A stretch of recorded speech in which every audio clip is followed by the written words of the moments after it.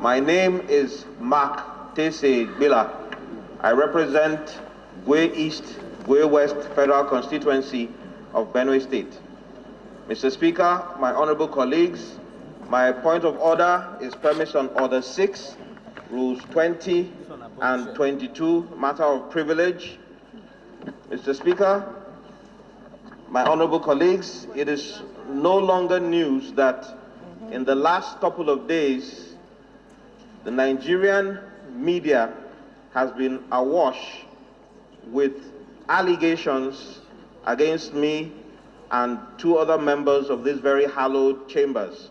Allegations that were revealed via a supposedly private diplomatic correspondence between the U.S. ambassador to Nigeria and your very good self, Mr. Speaker. And in this letter, the U.S. ambassador claims that one of the members of the team of the group of House of Reps members who went for the IVLP program grabbed a housekeeper in a hotel in Cleveland, and that two of us spoke to car park attendants to ask for prostitutes. Now, it is important that this matter is already in the public domain, so we need to address this specifically on the floor of the House. For my colleagues who don't know me and fellow Nigerians out there who don't know me, I want to categorically state here, for the avoidance of doubt, and on behalf of my other colleagues, that no such incident occurred. I want to place this on record. And I want Nigerians and my fellow colleagues to realize that even though we are in the eye of the storm today, we will bear this cross boldly, because the righteous are as bold as a lion, and courageously, because this is something that is calculated to tarnish and smear the image of the involved members and this very hallowed institution.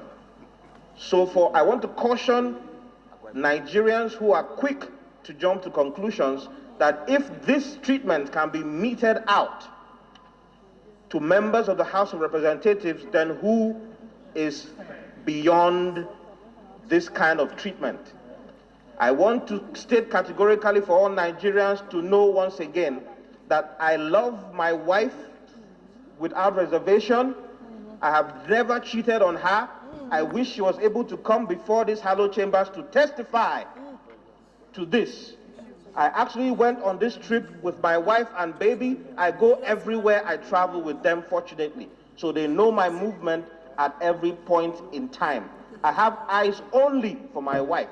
And this is not a behavior that I have been accused of at any point in my life. The particular hotel under question, I have stayed in several and countless of them all over the world, and at no point I dare the U.S. ambassador and the U.S. government to prove that this event actually happened. Mr. Speaker, I want to pray that this honorable House, with immediate effect, because time is of the essence, constitute either a special panel or refer it to the related committee of this House to immediately commence very detailed and public. I want to state categorically here, please, Mr. Speaker, let it be a public hearing and investigation where the ambassador, who is going to leave very soon, so it is of the essence, so time is really of the essence, to come and provide Nigeria with the evidence that they claim they have. And very quickly, Mr. Speaker, I want to refer to certain newspaper publications, the ignorant and ill-intentioned statements of certain Nigerians. It is important that the House also request formally a retraction of some of the statements from individuals like Ruben Abati. I have it here, I'll present it before the House on per second news. Somebody who had an inglorious exit in the last administration has now resorted to going to very questionable online media to impugn the image of these hallowed chambers.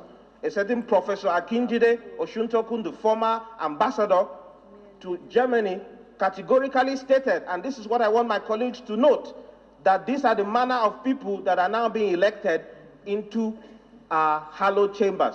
So he has become judge, jury, and executioner for a case that has not been proven beyond reasonable doubt.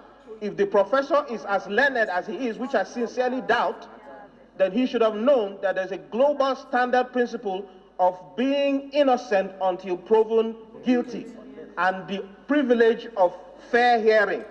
It is important to note that no one of the accused people was interrogated either in the US or in Nigeria, and the ambassador has concluded his case and has gone ahead to even revoke our visas.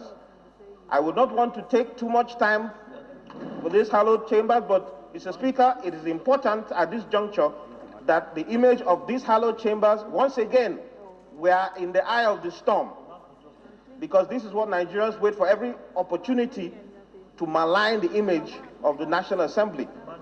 So we demand that justice must be done, and we will not relent until this matter is brought to a logical conclusion. Thank you very much, Mr. Speaker.